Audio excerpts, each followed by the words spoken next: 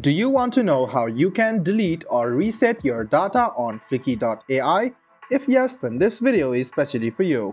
Hello and welcome to Tech AI. It's your host back again with yet another interesting tutorial video. In this video, I'm going to teach you how you can delete or reset your data in Fliki AI.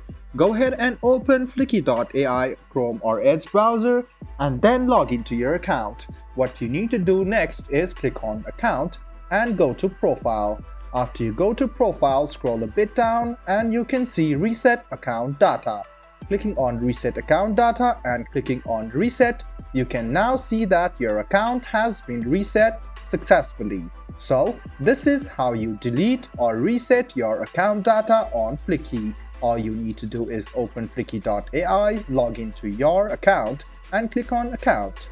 Go to Profile, scroll a bit down, and you can see Reset Account Data. Go ahead and click on it, click Reset, and then your account data will be deleted.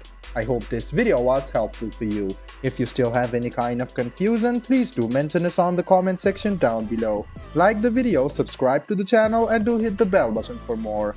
Hope to see you in the next video as well. Until then, goodbye, take care, and make sure you enjoy.